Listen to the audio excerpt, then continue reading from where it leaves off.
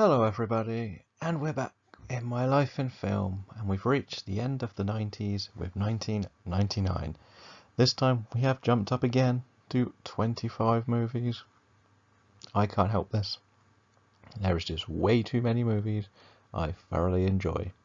So, without any further ado, here is number 25, Summer of Sam. When it comes to this movie, I am a big fan of the serial killer investigation movies, and Spike Lee brings us a very twisted look at how culture pointed fingers before trying to solve a crime, with an amazing cast as well. This is one of those that you're either going to really love or really hate. It is right up there with some of the best out there. Not on the same level as Zodiac, but one you can thoroughly enjoy. Next up is The Astronaut's Wife. A bit of a strange pick here, but how you know me, I like my weird movies. After an astronaut returns from space, he isn't the same in the eyes of his wife, and this movie sums this up perfectly, with Johnny Depp at the peak of his weird, crazy movie roles, and Charlize bursting onto the scene in an era where she was quite often playing the stuck in the bad relationship wife. See Devil's Advocate elsewhere for that movie reference. 23 is The Talented Mr. Ripley. This was one of the very first movies I saw from this era, and it shows a young man, played by Matt Damon, who manages to con his way through life, and he set himself a new target, and we see how he tries to make this happen.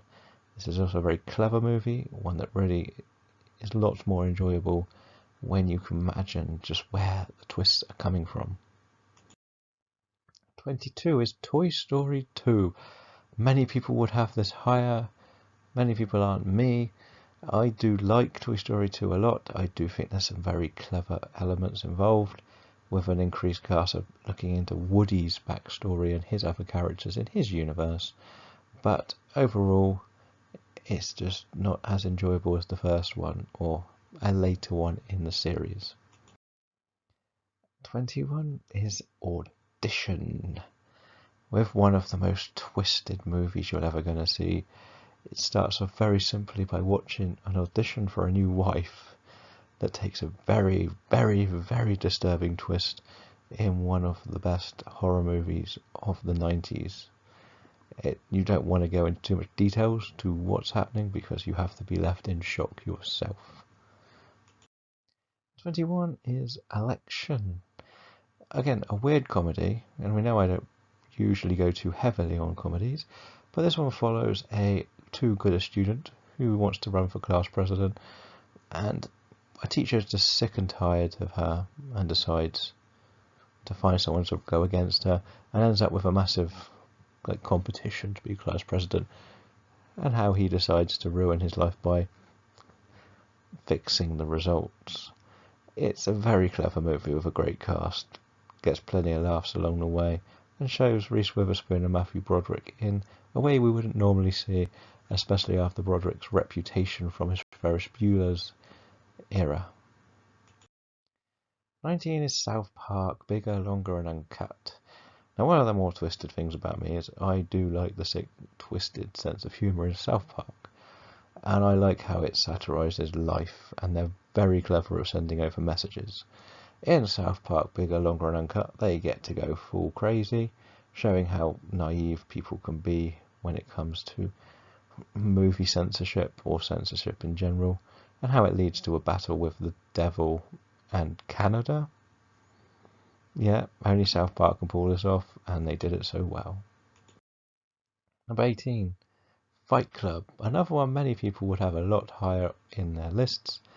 For me, it was one that just had so much talk about it before I saw it, and while it does have a really, really, really clever story and twists and everything that goes into it, I'm not really that into the whole style of why they're fighting. It's just there was more other things we could do. I'm not going to deny the performances are amazing, and everything about this movie is amazing, but it's just not going to be on one of my absolute favourites of the year.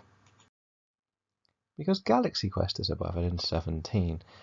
Galaxy Quest manages to put a nice little twist and parody on Star Trek, especially Star Trek fandoms, who go to all these conventions and want to meet their stars, and some of them people don't realise they're just actors, and when aliens decide to kidnap the cast to fight for them, they are put in the middle of a war. So we have such a clever idea, one that was way before its time, with an outstanding cast playing against type.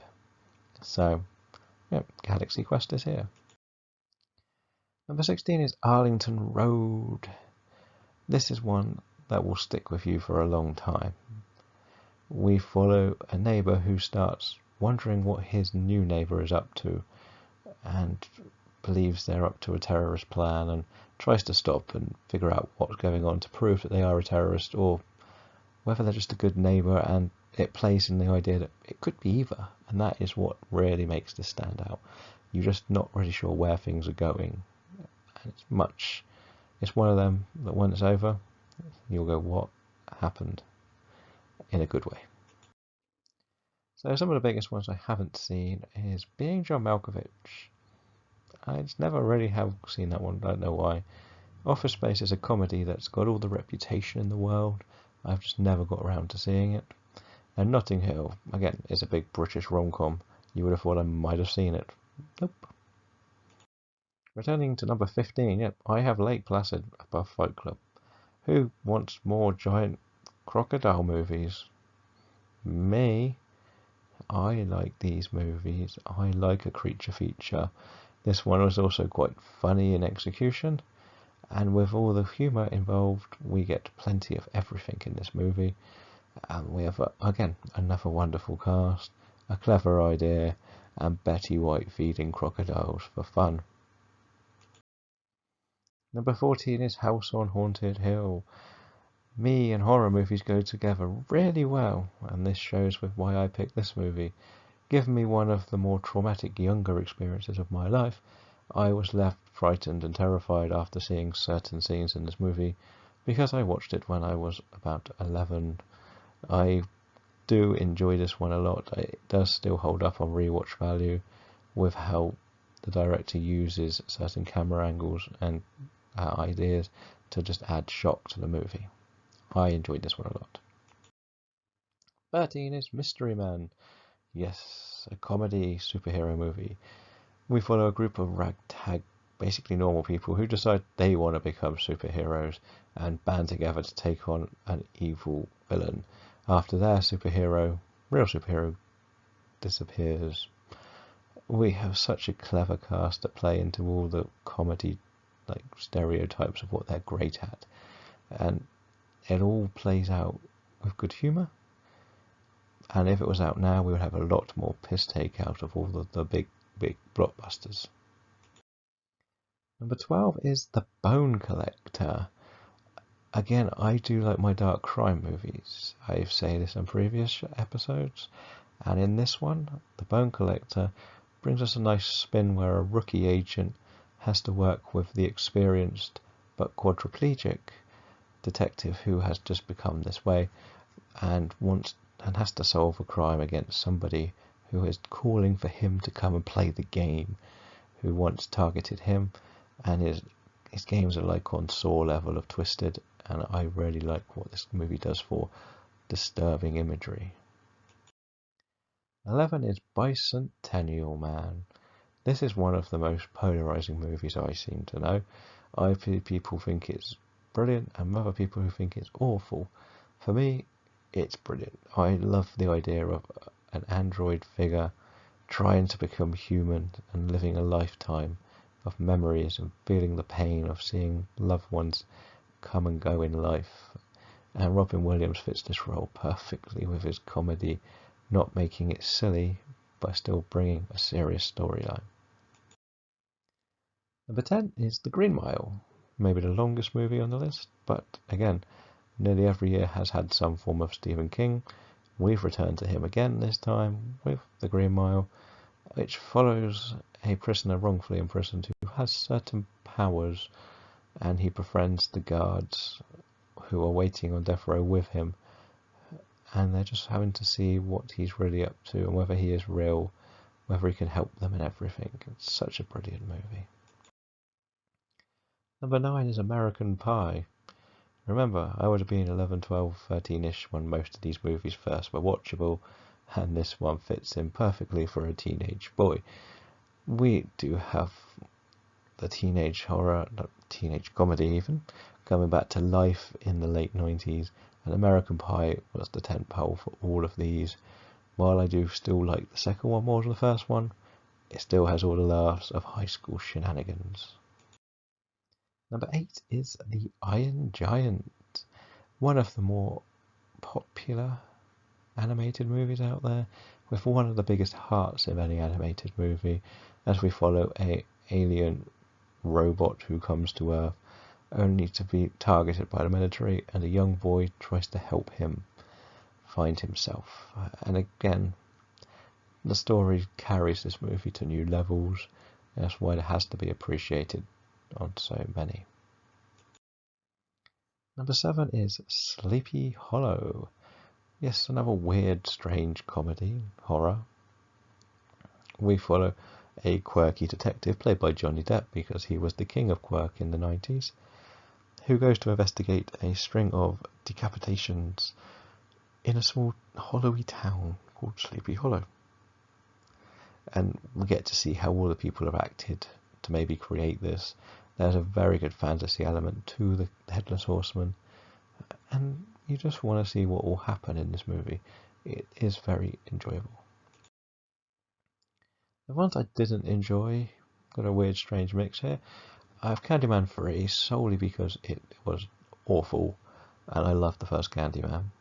We have Tarzan because it's one of those done stories, it's just not needed anymore. And the Blair Witch Project, mainly because I watched it with the wrong audience. You should not watch that with your parents at about 12. Number 6 is The Matrix, one of the more groundbreaking movies you're going to see on any of these lists. It changed sci-fi forever. We have such a unique idea, a world creation that's special, and everything about it is just very, very clever, with how certain camera angles and slow-mo was first used on the big center stage. So yeah, definitely number 6 for The Matrix. Number 5 is 10 Things I Hate About You. This is one of the teen movies I can go back to any time and watch. I love the idea of this movie and how you have to get the bad boy rebel who has to make the woman or high school girl who doesn't want anything to do with relationships fall in love with him and understand love, so the younger one could date someone for high school prom. Yeah, that side of it's a bit silly, the prom bit, but again, Heath Ledger, Julia Stiles are amazing together, even though he does look way too old, but then that plays into his backstory. You shouldn't ever judge a book by its cover, and that's what this movie tells you all about. Number 4 is Dogma. Yeah, a strange one here. When I grew up and went to a religious school, so anything that plays into taking a little bit of fun at religion, Dogma was the one that did it for me. It does take the full piss out of how everybody sees certain religious elements, and with two angels causing havoc, we can just enjoy this one and just enjoy how we have a lot of fun with it. Number 3 is Deep Blue Sea, a giant shark movie. Well, it's not actually a giant shark, it's just a very hungry shark who wants to escape after being made ultra intelligent. Again, we have a very clever cast. The idea of a scientist using everything in their power to try and do something right is good, but goes too far. With a trainer that will go anything to save the day, a funny chef on the side with his parrot trying to survive from sharks on his own where he has no experience of water. So again, big dumb shark movie, a lot of fun. Number 2 is The Sixth Sense. We enjoy these horror movies, and one that brings a twist that isn't technically a twist when you actually pay attention to the opening scenes. Again, we have some really haunting moments in this movie, and with that we have to just stand up and praise everything we watch in this movie. It was one that really did bring M. Night to the table, and we know how far his career has gone up down, and back up again since. So they're definitely The Sixth Sense for horror. And number 1 is The Mummy. Well, what do we have to say about The Mummy? It is one of the most entertaining action-adventure movies of all time, one that I have watched countless times, and I don't care how many people know this. I will watch and enjoy this movie as many times as I like because it is so damn much fun. And we will even get to more of these in the future. I know most of the lines in this movie. I know nearly everything that's going to happen. As before it happens, I've watched it about 4 or 5 times a year since it got released, so it's going to be number 1. So what are your favourite movies from 1999? Let me know what you think of my list in the comments below, and until next time, we will say goodbye.